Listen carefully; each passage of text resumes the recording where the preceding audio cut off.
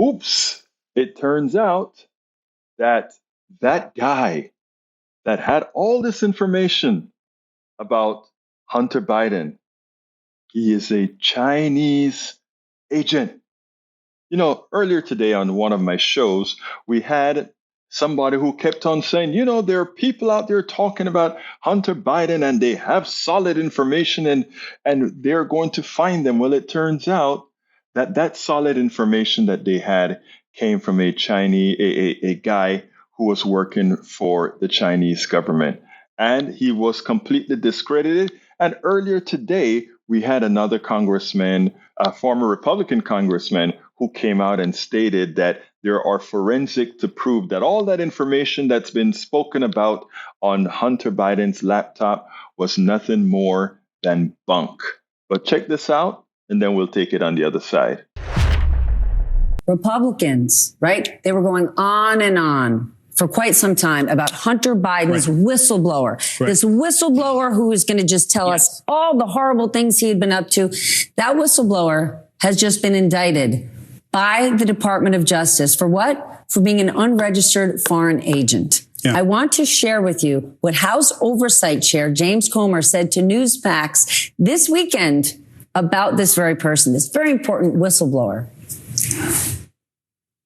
He's very credible, and the people on MSNBC who made fun of me when I said we had an informant that was missing, they should feel like fools right now. They are fools. And this is their worst nightmare because, again, this is a credible witness that the FBI flew all the way to Brussels to interview and sent several agents to interview.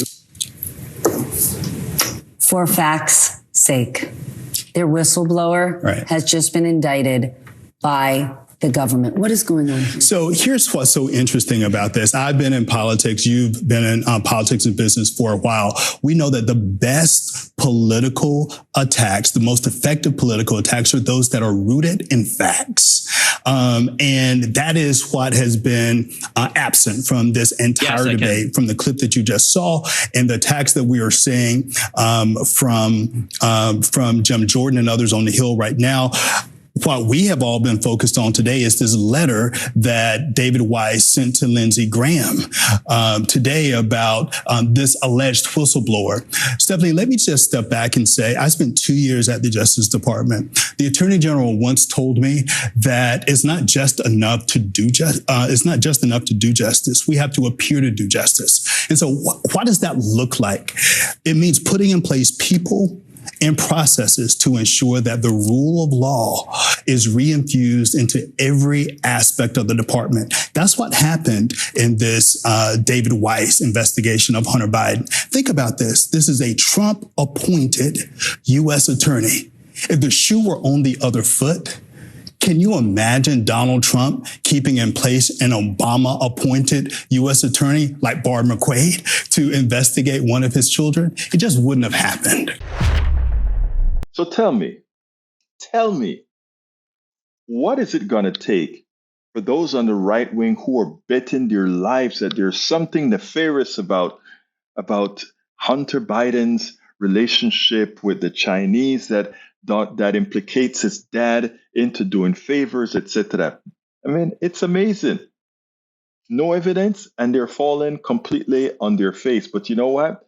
Don't believe that those who are committed to that particular lie won't try to spin this in some fashion or the other. But the fact remains, it was always bunk. We said it was bunk, and now it has been proven to be bunk. We spend a lot of time deconstructing the news, trying to parse it into a form that everybody can understand. We try to find those little nitpicks where it flies above the fray, etc.